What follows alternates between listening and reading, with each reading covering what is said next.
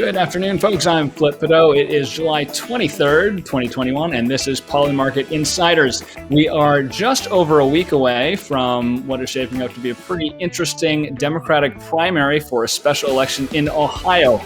There is a market on this on Polymarket, which has seen some really interesting action in recent days as the race has been tightening. We've got two crackerjack analysts here to help us break it down, hopefully make you some money.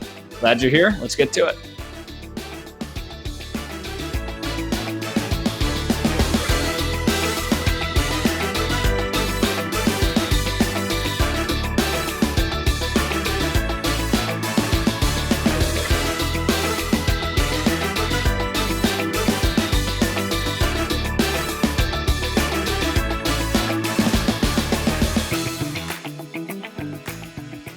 Folks, welcome back to Polymarket Insiders. As I said, we are looking today at the Ohio 11th special election primary, specifically the Democratic primary that is scheduled for Tuesday, August 3rd. And our expert panel today, they are not degenerate gamblers themselves, but they are absolute aces when it comes to election forecasting. Delighted to welcome them both here today.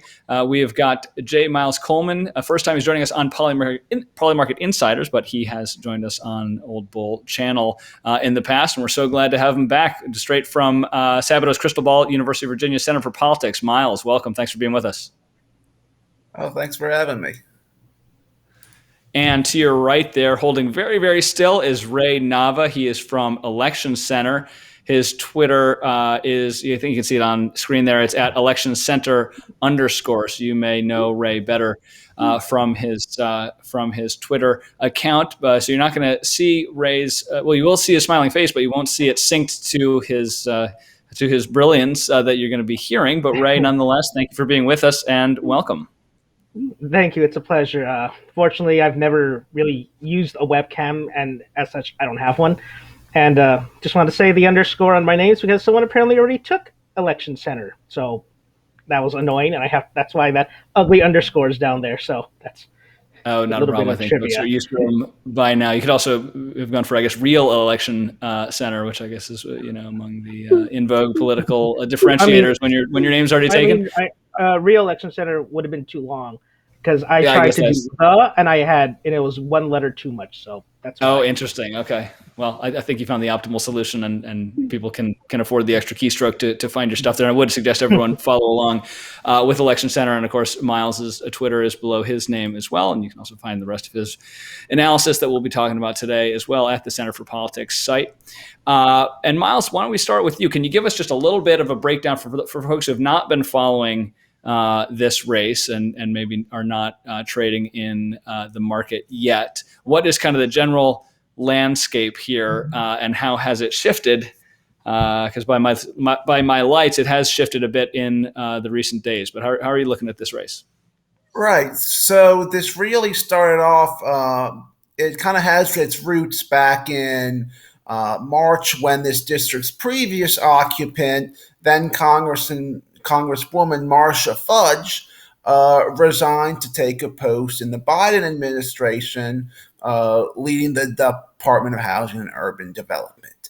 And ever since then, sort of the front runner of this race has been former state senator Nina Turner, who basically represented the Cleveland area in the Ohio legislature from 2010 to 2014. She ran unsuccessfully for state secretary of state in Ohio in 2014. To her credit, to be sort of fair to her, it was a rough year for any Democrat that year in Ohio because you had John Kasich romp into re-election that year. So basically, any Democrat was going to lose that year in Ohio. But I believe the state auditor's race was 56-43, the best performance statewide Democrats had that year in Ohio. So yeah, exactly. Everyone got their butts kicked. So, but I just want to add there, her running in that race, I think, is a little bit good for her because that gives her some statewide or district-wide name recognition. Granted, it wasn't a low turnout year, and it was like, who was it, 6 years ago? But I mean, if that accounts for maybe 1% of a increase in chance, I mean, hey, you'll take it. Maybe people will see her name and hey, it's familiar. That's a very good point, but probably what she's most known for is she was very active on the Bernie Sanders campaign. And sort of as we were talking about earlier, I think a lot of people in the Sanders wing of the party were always excited about the prospect of her running for some public office. All right, well, with Marcia Fudge resigning, we have somewhat of an opportunity here. So basically, when Turner got into the race, she was a pretty clear front runner for most of the time, in part because of that name recognition. And I would argue, as a Marcus, so she still is a decent front runner. However, she has gotten some opposition from the Cuyahoga County, which has Cleveland, Cuyahoga County Councilwoman Shontel Brown, who was more of the, I feel like analysts these days and pundits are really eager to kind of fight the last war to some extent. And I mean, as in, this is being framed as a rehash of Sanders versus Clinton. And yes, you do have some definite parallels there. I was reading about this race, and it looks like Bernie Sanders is going to be making a trip to Ohio to campaign for Nina Turner, but you have Hillary Clinton, who endorsed Shontel Brown. You have much of the Congressional Black Caucus, who that's been criticized as they've allegedly had a tendency to back these more establishment type candidates like Shontel Brown. So that's given Brown, it's put her into contention. There are something like a few dozen candidates in this field, but it's more or less a contest just between Turner and Brown. Turner has outraised Brown, so she still seems to be in the driver's seat, but I would be interested to see what kind of showing Brown can get, or if she has even enough late momentum to pull off an upset, which we'll see. Something about this district, speaking of the Clinton-Sanders primary, was in 2016 Ohio 11, which is basically a black majority district. It's mostly centered in Cleveland. It has this arm that goes down to really take in the some parts of Akron, but it was Clinton's best district over Bernie Sanders in the 2016 primary. So that has some people saying, okay, well, maybe Clinton's endorsement will carry some weight. Yeah, and Ray, weigh in on this a little bit here, because it's an interesting dynamic that Miles is sort of sketching out for us, where Turner was really the heavy favorite early on. I think I had 30, 35, 40 points, or maybe not quite that, but 35 points ahead in polls a couple of months ago. And Brown has really roared into contention, drawing even or nearly even with Brown in a couple of the recent polls. Is that an accurate read on the current state of the race, that it's basically a head-to-head matchup here? And if so, what do you ascribe that to? Is Brown just proving to be a better retail politician? The more people see her, the more they like her, or was Turner always kind of coming in at her ceiling as sort of a Sanders-backed, well-known candidate, and she really didn't have anywhere to go but sideways? Well, I think there's a few things that need to be pointed out. That okay, if you could scroll down a little, there was a poll the Turner campaign released in April that. Or in May, that showed her 50 to 15. So her own internal poll, showed her reaching that 50% mark. If you're basically winning a majority of the district, then you're pretty much good to go. Now, the Brown campaign had a poll done in April that showed, I believe, an actual similar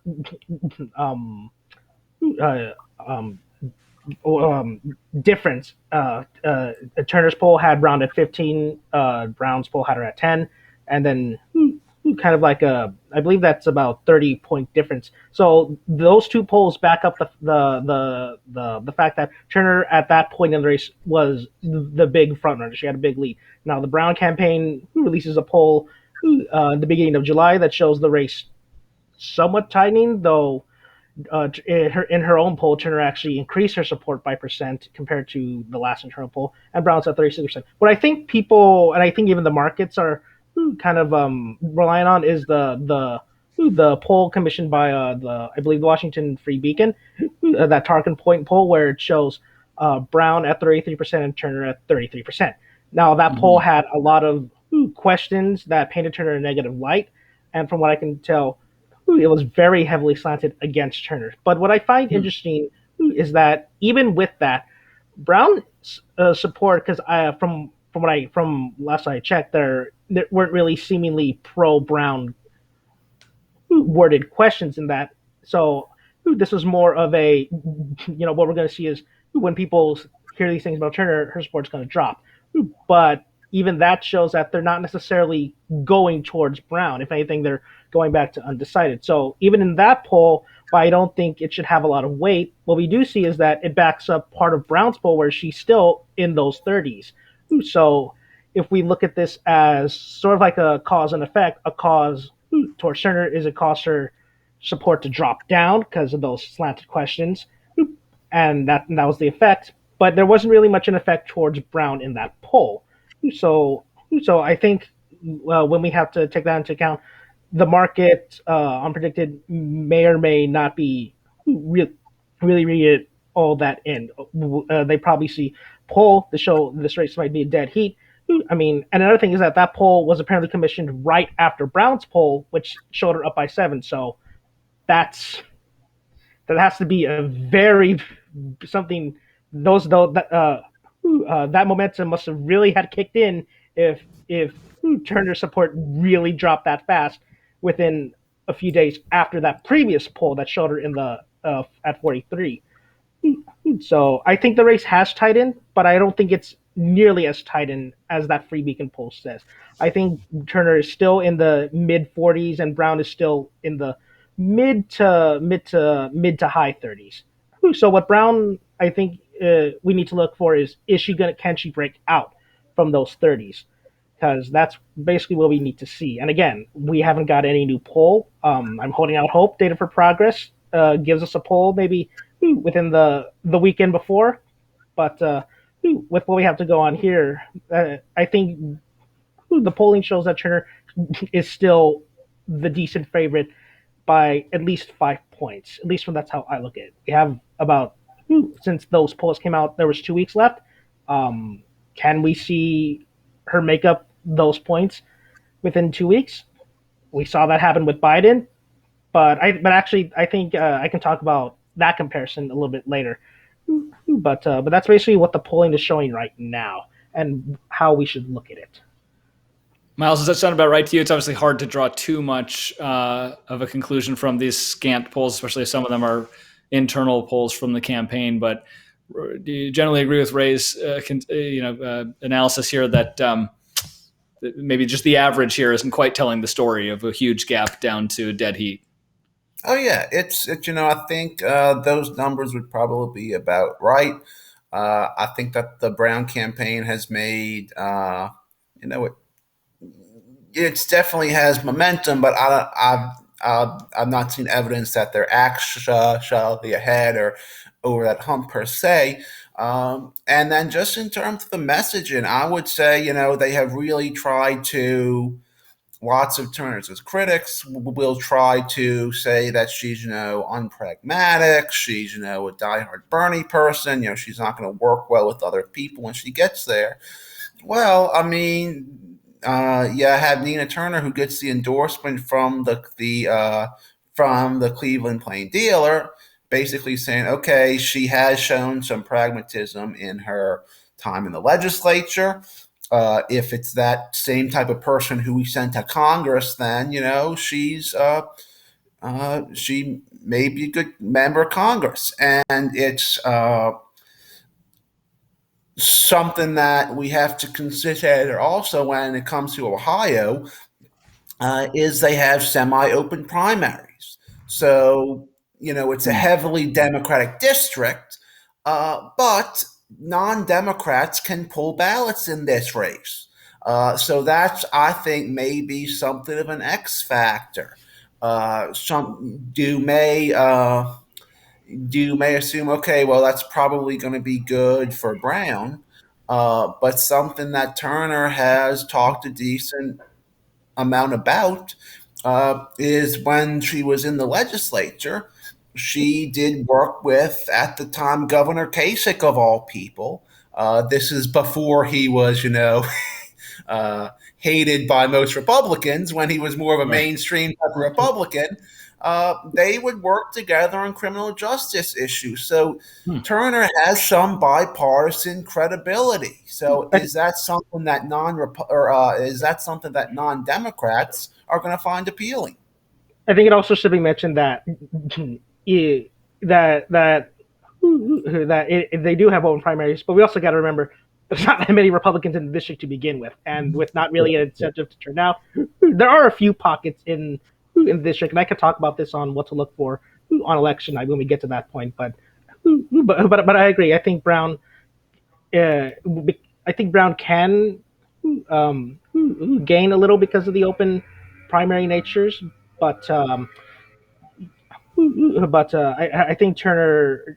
I think Turner might be doing a little bit damage to herself when she touts some of her pragmatic bipartisanship history. I think a lot of progressives don't really like bipartisanship. In the sense of, don't please stop talking about how much Republicans we can work with them. It's like, and I don't think that's going to have much of an effect on her. But I think if she does that too much, that may impact her a little in terms of her enthusiasm, which she definitely needs to keep. I mean, there's it's come out that there's going to be back-to-back weekends before the election day. Progressive juggernauts. ALC is coming this weekend to campaign for Turner, and then the weekend after that, the one before election day, Bernie Sanders is coming to do a get out the vote keynote speech, and then march with Turner and campaign for her. So in terms of momentum, she can definitely tout her bipartisanship past and what she's able to do, but she also needs to be careful as to not, turn off some of the more, you may say, unpragmatic progressives, which are, some of them, the loud type you may see on Twitter, which, there may be a few in the district, and in a low turnout election, you don't want to turn off any votes. What's likely to be a low turnout election. Yeah, and let's talk a little more specifically about the district here. And Miles, I think you gave us a bit of data in terms of how it went in 2016. Do you know offhand how it shook out, Sanders versus Biden in 2020? I mean, how receptive would this district be? It's obviously a very blue district, but is it a sort of far left district, a progressive friendly district for that kind of, as Ray called it, the unpragmatic wing at times? That's less interested in bipartisanship and crossing the aisle, and more about kind of, let's really strive for those big progressive goals. Does that kind of resonate here? The Bernie-backed kind of a candidate, or even ignoring the crossover Republican votes in the open primary just for a sec? So the general tenor and characteristics of the typical Ohio 11 Democratic voter. Yeah, so I would say, I know in 2016, I think it gave Clinton something like 68 over Bernie. I would imagine it would be probably comparable to that in 2020. But one trend that Ray brought up, which I think is a good point, is that, even though it's a heavily black district, there are some white parts of it. And one trend that we've seen in some other special elections this year, specifically in we had a few special elections earlier this year in my home state of Louisiana. In the special election in another black majority seat, the second district, which basically takes in most of the blacker parts of New Orleans. It ended up being a Democrat on Democrat type of runoff, so somewhat similar to this type of format. And in New Orleans, and I would assume there may be the same type of thing going on in Cleveland, you have this urban block of white liberals who are increasingly going for progressive candidates. And I think in Turner's case, then that may help her if she could do well with those types of people in Cleveland. And from what I've seen, that would be basically what I would expect. Uh, it's I not think as much. no. Mhm. Oh, I was Oh, going to say sure. another point of that is that Ohio 11, I believe last I checked is I think it's actually a plurality black district Okay. right now. So that's another thing in comparison with the Louisiana, I believe sixth or second. I Second. Yeah. second, yeah, the second district. It's a heavily majority black district. So when we look at that, there's not that really many you could say white liberals in the district. Whereas in Ohio 11, I can actually bring it up right now. I can check to see what it actually is right now. It's right now on DRA Days Redistricting app. It's generally a 55% majority black district, but not that heavily so. I believe 37% of the population is white. Compare that to Louisiana, where it's more heavily black. So so Turner may have a bigger pool of white liberal voters to pull from than you may have seen in Louisiana second, where it's a very heavily majority black. But I believe that Troy Carter, he also had support from some Republicans in that, didn't he? I believe there was talk Right. about that and how Yeah. he was doing very good in the Republican parts of the district that exist. Basically what Carter did, who's the congressman who ultimately ended up winning, he was a Democrat who, in his literature, he would talk about some Republicans who had endorsed him. That's not something I'm seeing Brown doing in Ohio 11, just because it's probably more, you're probably going to need more Democrats because it's an even bluer district. Yeah, that is true, and it's a heavily like in terms of trying to actually find red precincts in it. There's not a whole lot of them, and I can check again because the second is about in the 60s in terms of how democratic it is. Is that correct? The second of Louisiana, it's about in the It's 60s. probably 70-ish for Biden would be my guess. So yeah, Oh, oh, okay. And then Ohio 11 is about 80% 80. Democratic. Yeah. And there was only 60 Republicans who voted in 2020 in or 60,000 Republicans. So and again, while there is another special election in Ohio on that day in a Republican district, you can't really count on Republican voters with already there being way less of them to come out unless you are actively targeting those voters, which is something Brown hasn't really done. Because when you are because Carter in that race was a little bit of the front runner. I mean, there was almost an upset where Gary Chambers in the second almost Yeah. made it to the runoff, which I think could have changed the dynamic of that race because Carter still only won about 10 to 12 points, which was closer than you would have probably thought. So uh, so I lost my train of thought right now. Uh, we were talking about so she hasn't since Brown because since Carter who was relatively the front runner, you can when you're the front you can afford to stray away from your core democratic messaging,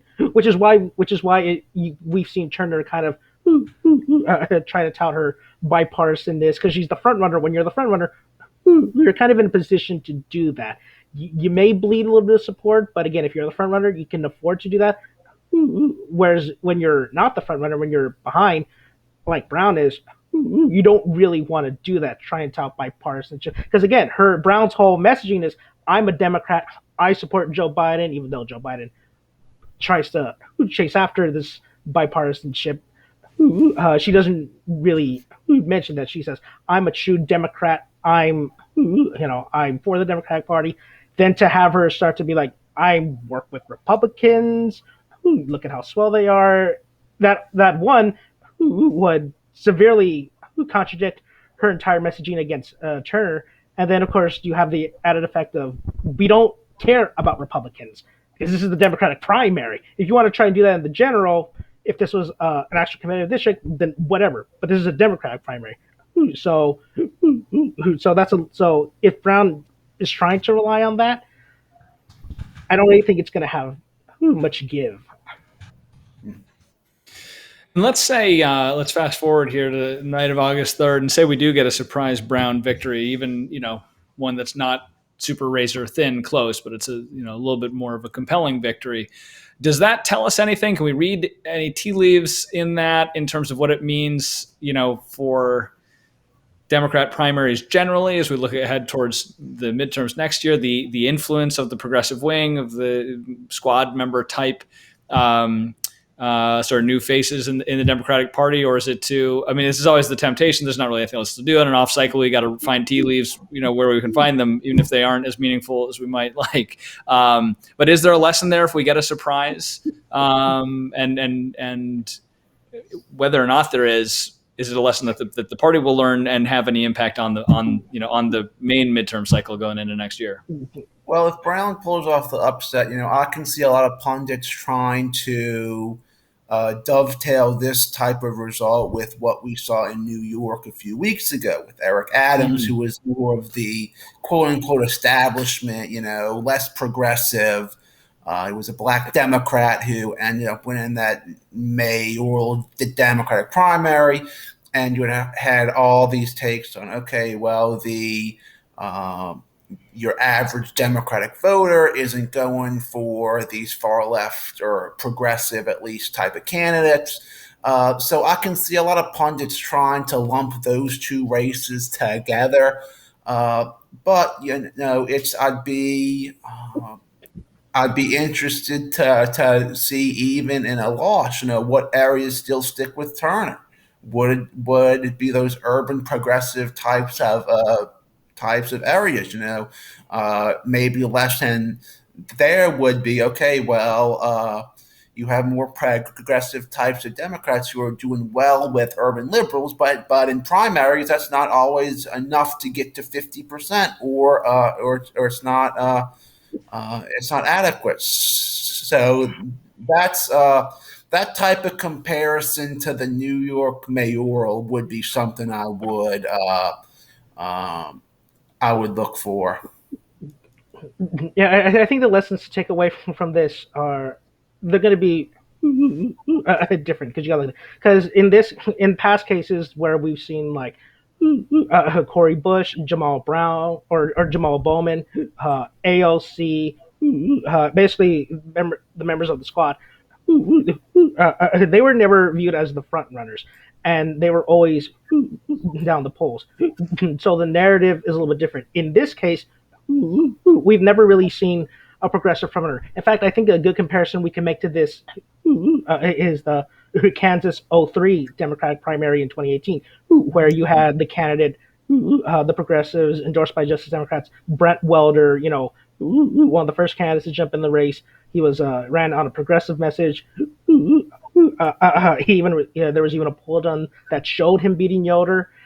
And then of course Sharice Davids, she came in. You had Democratic leadership and establishment-like organizations, Emily's List, go all in for Davids, and then on election night, which, by the way, what a gong show that night was in Kansas, with just the reporting of the results. But in that case, that was one of the rare situations where you've seen the progressive front runner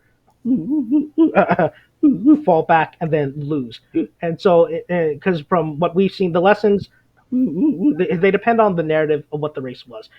In the past we've seen progressives oust these establishment incumbents. They came from behind, took the lead. But in here, if Turner loses, first of all, regardless of who wins, Twitter's going to be a hellstorm. regardless of who wins, and I'm not looking forward to my mentions on whoever I project to be the winner. But so in that case, the lessons you'll probably see from the progressive wing is that the party unity was a lot of crap. Now, I personally think it was non-existent to begin with. It was just fake unity messaging. But what you'll see is that the leadership, James Clyburn, other moderate Democrats, went all in for Brown, and they went all in for Brown very late. It's not like at the beginning of the race, oh, Brown's winning, we'll endorse her. They basically waited while Turner was building up this momentum, which I think could backfire on the relationships between the progressive wing and the liberal and moderate wing. Is that they went all out to defeat a progressive front runner. Now, the only highest person from leadership is James Clyburn, and progressives don't really have a lot of friendly relationships with James Clyburn, considering everything that happened in the Democratic primary in 2020. And I think what you'll see on the, I think the wrong takeaways would be policy, because if we compare it to 2020, Biden didn't win the primaries based on policy. His main sticking point that he trotted out and what we saw in the media was, I'm the best candidate to beat Trump. From what I remember, he never talked about policy. It was always, and I work for my college's campus news, and I actually interviewed people at an Elizabeth Warren rally held at my college the Monday before Super Tuesday. And I talked to some people in lines, and I told them, if Warren doesn't win, who would you pick? And some of them said Joe Biden. I asked them, why is that? And some of them were saying, because I think he's the best person that could beat Trump. This was a year ago. I can't remember exactly the questions I asked, but that was the main thing that stuck with me, is that it was always the best way person to beat Trump. And Brown, what you see here, not really a lot of policy from Brown. It's always attacking Turner as not a team player, so on and so forth. And in some of the ads you've seen from Marcia Fudge's mother, who's endorsed Brown, from James Clyburn, it's always Brown will be a team player, not really much policy on her end. So I think for anyone who tries to paint this as the Democrats, we don't want as progressive people, I think that's the wrong lesson, because Brown's sticking point hasn't really been about policy. So to say this is in terms of ideology, if Brown wins, I think would be a wrong takeaway. And if Turner wins, again, margins can always depend. I think if Turner only wins by 5, you may see some gloating from, the quote unquote K Hive that's on Twitter saying she almost won. It's the Trump argument. She was down 30 points until we stepped in and she almost won. So I think you'll see a lot of that if Turner ends up winning by 5. You may also see some progressives. You may see some progressives say, she won, but only by 5. That's, yeah. But I think the lessons, we're gonna have to see what the results look like, where candidates got their support from, and only then are we going to be able to make any sort of conclusions on what this means going forward, and what lessons and effects this can have on Democrats going forward. Good stuff. I think you're absolutely right on that, and I know that you're right in your prediction that Twitter will be a hellscape one way or another. So relatively evergreen kind of statement. Gentlemen, we've got to go in just a minute, but before we do, I want to put you both on the spot, if I may. Again, with this trading, at least as we're recording this, at 63 cents, in other words, 63% implied probability that Nina Turner will win. Do you think that's too high, too low, or fairly valued? Start with Miles. Oh, no, I think that's about right. I mean, Turner has, I would call her a front runner, but not as much as she was earlier in the campaign. And Ray, what do you think? 63 about right? Too high, too low? Oh, I'm sorry. Yeah, I think 63. If it was 65, I think it's about right. I think what's interesting is that when I used to bet on predicted, I obviously don't now, because that's would be conflict of interest, and I invest in the market. But I think what's interesting is that, because I've seen in the past, when it looks like the momentum has shifted, you'll generally see a big move in the market. And So far, we haven't seen that. It looks like a lot of people are still saying, unless we get another poll and what that shows, I think a lot of the consensus among people are that Turner is still generally the favorite because it's not like it's 55-45 or 52-48 right now. So I think Right. the broad scheme of things, and because when people have money on the line, they're more likely to be more grounded in what their general feeling of the state of this race is. And I think a lot of people are saying that Turner is likely in a good position to be the likely person to win. Yep. I think that absolutely makes sense. It doesn't set up huge immediate trading opportunities for our viewers if we're both basically in agreement that this seems relatively fairly priced, but it sort of sets up the gives us the lay of the land in terms of what the shifting dynamics are in this race. And obviously, we're watching for any more polling data. We're watching to see what kind of reception these kind of A-list stumpers get when they make the trip out to Ohio in the coming days. One thing I want to mention is on election night, something to look for is that in my benchmark test, I said if Brown is going to win, it's going to be a very narrow win, and she'd have to run it up in Summit County and then basically tie, if not win, Cuyahoga County.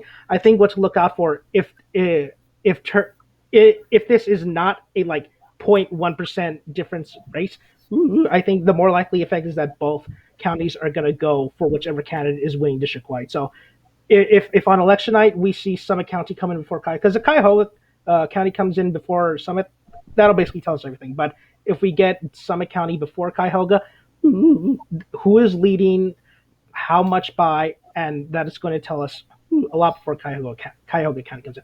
If any candidate is leading in Cuyahoga by about, let's be conservative, 5 points, I think they're basically in a very good position to win, because our Summit County is not a big chunk of the district. I think it's only about 30,000 voters in the general, so that's going to be smaller. So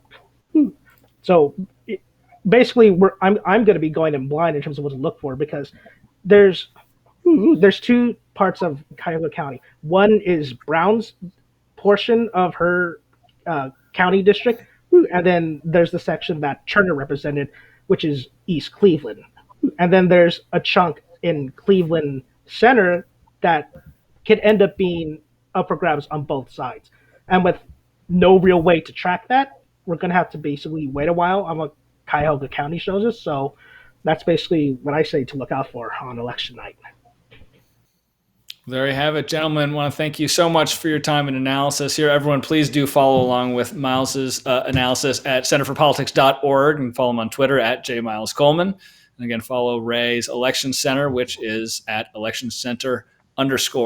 Gentlemen, thanks so much for your time today. Viewers, thank you for tuning in. Please feel free to find us, follow us, DM us on Twitter, where we are Old Bull TV. Happy trading. Best of luck to you, and we will see you next time.